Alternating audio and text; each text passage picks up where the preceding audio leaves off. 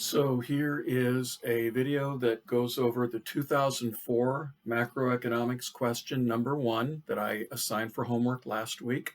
You should have that. I hope you looked at the response when I graded it and marked your homework. Everybody got 10 points that did it, but I marked up where you had things right, where you had things wrong.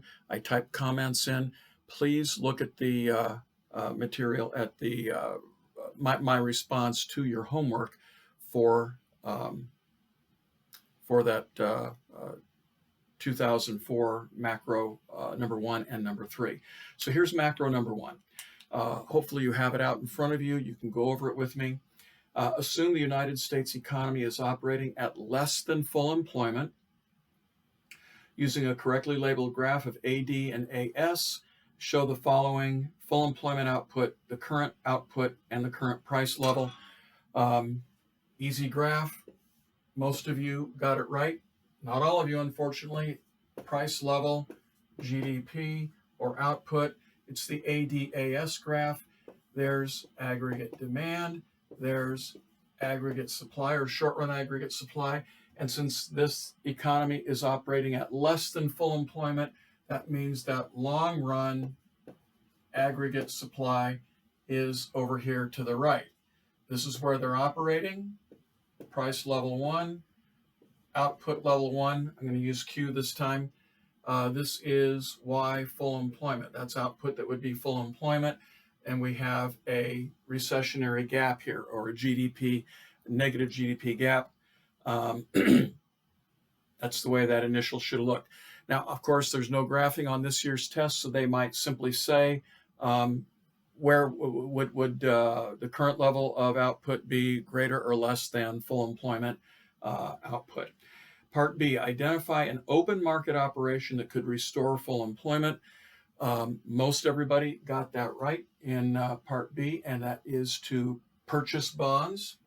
So Part B was to buy bonds, buy U.S. government bonds, or buy securities from banks or from the general public.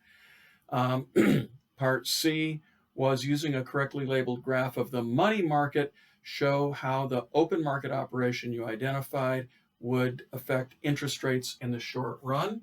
So Part C, you needed the graph of the money market. That's interest rates on the vertical axis and the money supply on the horizontal axis. The demand for money is a downward sloping curve, D sub M, that starts somewhere to the right of, never does go to the axis there because of the transactions demand in there. And the money supply is a vertical supply of money, or you can put MS there if you want. And of course, buying bonds is going to push that to the right, money supply prime, and interest rate is going to be driven down. I1, I2.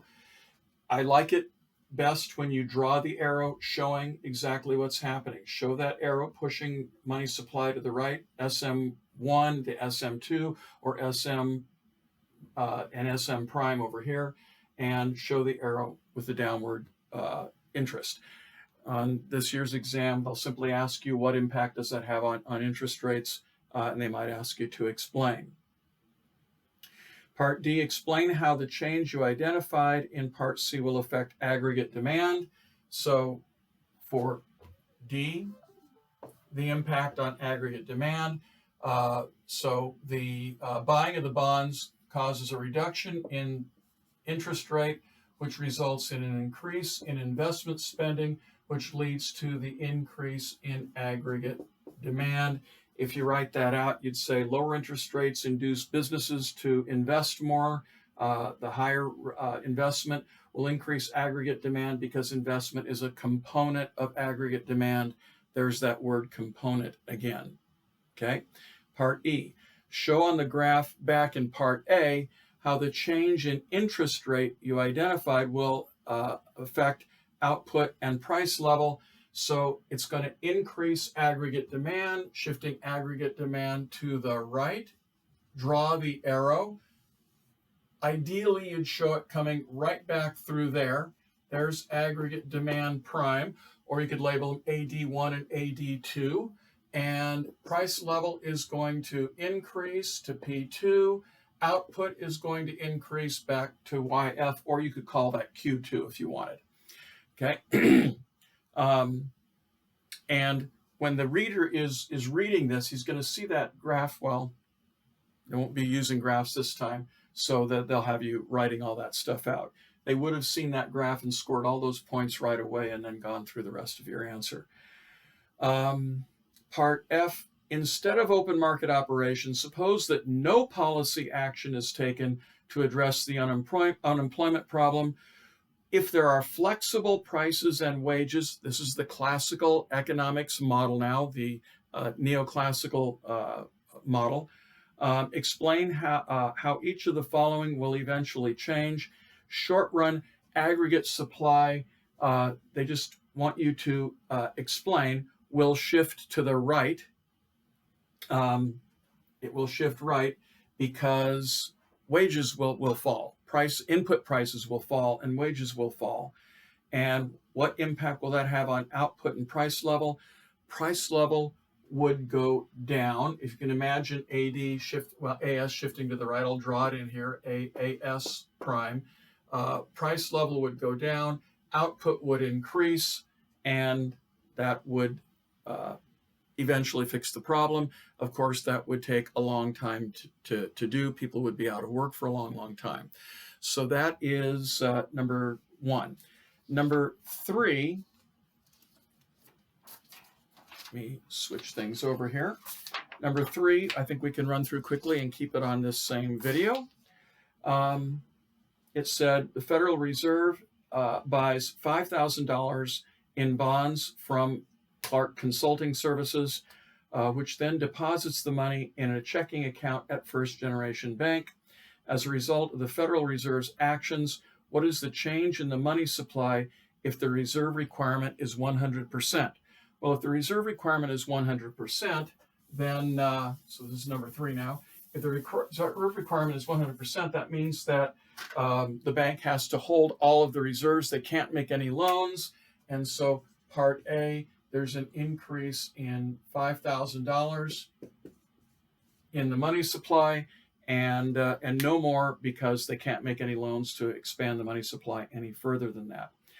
Part B, if the required reserve, get my other sheet switched around here. If the required reserve ratio is reduced to 10%, calculate the following: the maximum amount this bank could lend from this deposit. So if we reserve the, if they only have to keep $500, okay, so required reserves would be $500, and 5,000 minus 500 would be 4,500 in loans that they could make. Most of you got that correct, so that's great. That did a good job on that. The maximum amount this bank could lend. The maximum amount increase in the total money supply for the entire system from the Federal Reserve's purchase of bonds.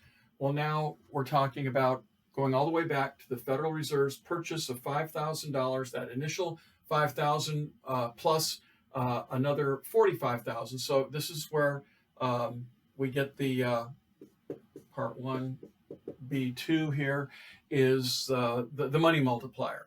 So the money multiplier is money multiplier is 1 over 0.1, which is 10. So 5,000 times 10 is $50,000 in total new deposits, okay? Part C. If the banks keep some of the deposit as excess reserves, how will this influence the change in the money supply that was determined before? And we will have less than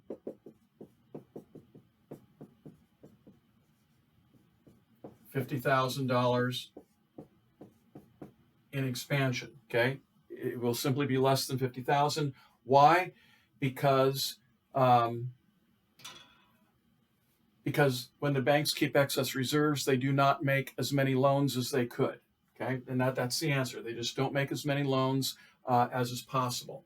And then for part D, if the public holds on to some of it, that means that the bank's reserves, excess reserves, are not maximized, and therefore, again, it's less than the $50,000 because the bank's excess reserves did not expand fully. Okay, and that's the answer to that part. So hopefully you got all that right. Please look at your answer sheet and learn from that. Okay, more videos coming.